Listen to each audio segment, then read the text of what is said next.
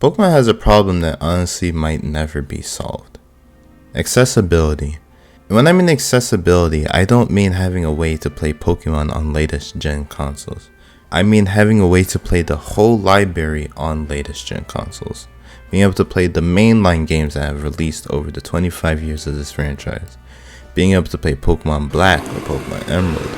Maybe some of the 3DS games like Sun and Moon or X and Y. Or the originals taking it back to Red and Blue with the first 151.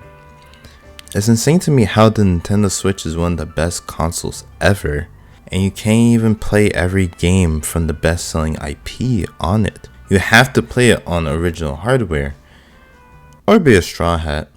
Even if you own the old systems, the games are way too damn expensive. You're better off just sailing the 7 seas. Being a pirate doesn't sound so bad now, does it? Maybe RetroArch is the One Piece. A lot of developers like Square Enix with Final Fantasy, Capcom with Mega Man, make sure to put up their old libraries on newer storefronts.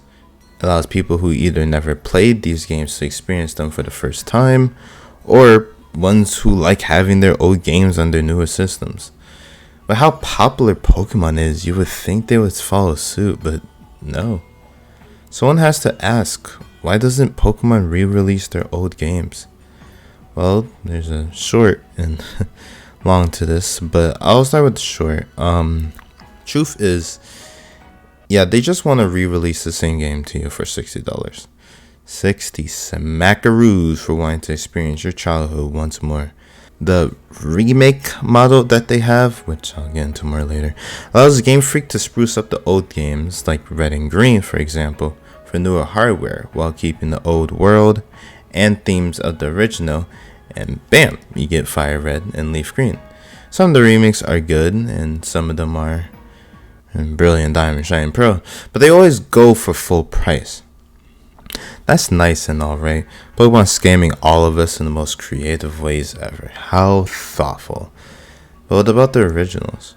Remakes shouldn't replace the original experience. We've seen this with Final Fantasy VII and Final Fantasy VII Remake, where Remake is for those who want to experience Final Fantasy VII in a new, different way, but people who want to play the original will just play the original Final Fantasy VII.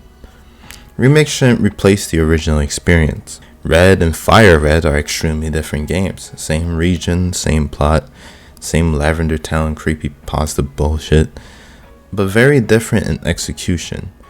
Right? Can I play the one that looks like this? And sounds like this. I can't. In fact, this is a terrible example because I can't even play Fire Red either. This is absurd. This doesn't make sense. But I think I know why it's like this. I asked earlier why don't they just re-release their older titles, and I think I know why. Stay with me on this one, okay? I'm gonna get a little bit tinfoil. For the longest time, mainline Pokemon has been exclusively on Nintendo's handhelds. All of Nintendo's handhelds have been backwards compatible with the system before. Game Boy Advance with Game Boy, DS with Game Boy Advance, and 3DS with DS. It's just a standard. With just a DS Lite, you can play generations 3 to 5. With 3DS, 4 to 7. Game Freak's thinking might be that most fans will have a handheld for Pokemon, and that they'd be able to easily play all the Pokemon games they care to play. With the 3DS alone, you have access to 8 unique Pokemon games. Problem, however, is that by the time Ultra Sun and Moon came out, it's almost impossible to find Diamond or Pearl in stores. That backwards compatibility only works for games that you physically own. By the time the 3DS came out, digital storefronts were a thing. Why not release Diamond and Pearl there? Or better yet, some of the generations that the 3DS doesn't already have access to. Oh, oh right. Well, this puts a hole into my entire script. The Pokemon Company has already re-released some of their old games on, at the time, a newer gen console. They even did it twice. Why the fuck am I even continuing writing this script? On February 27, 2016, the original Gen 1 games released on 3DS Virtual Console. It was for Pokemon's 20th anniversary, and it was the year leading up to Sun and Moon. Pokemon Company would pay homage to the series in a number of ways, like special promo videos, like the Super Bowl ad, if you can remember that, events like Pokemon Day, even collabs with Splatoon and Mario Make. I literally didn't remember that. But the one that really stuck out to people was Pokemon on Virtual Console, a way to play the oldest games on the newest hardware. And with Nintendo's track record of late, you would think that these would be lazy ports too, but no, anything but. They were the full games front to back, filled with the same glitches and technical issues from the original. It was authentic, but they did actually add a feature that everyone loved, which was compatibility with Pokemon Bank. You could transfer your Gen 1 Pokemon to your other games. That's what personally made me buy Yellow version day one. Being the first time I've ever played that game was amazing, even as a kid, as I went from that to Sun and Moon, and I fell in more love with the series. Going from the beginning to the latest made me appreciate the series more than I thought I would. And I don't like to project, but I'd like to think I wasn't the only person that felt that exact way. The Pokemon Company saw how successful letting people play their game was, which, wow, what a shocker. In fact, they were so shocked that they did it again. This time without any anniversary bullshit. Pokemon Gold and Silver released on Virtual Console on September 22nd, 2017. Then Crystal version a few months later on January 26, 2018. Crystal was a cool case too, cause the Virtual Console version allowed you to catch Celebi, so a lot of people were able to get a free Celebi for their collection, which is sick. Again, another great port that people ate up, myself included.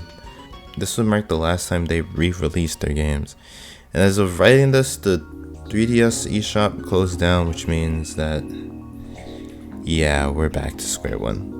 If you look at the Switch, no backwards compatibility to be found. None. The whole argument that I had about Nintendo's handhelds and backwards compatibility does not apply here.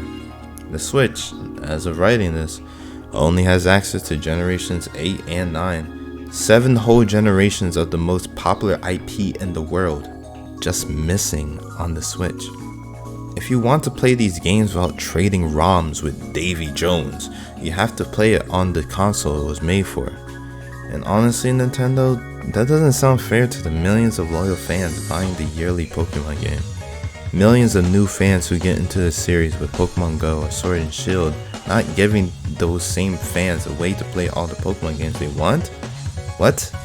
You're not giving people a chance to experience and appreciate the timeline of the series? You don't expect people to pay ridiculous amounts of money on eBay, right? Especially since you get 0% of the profit? What other choice are you giving people, Nintendo? Other than to emulate. This has been Captain Soup. Raise the sails, 'cause Citra, here we come.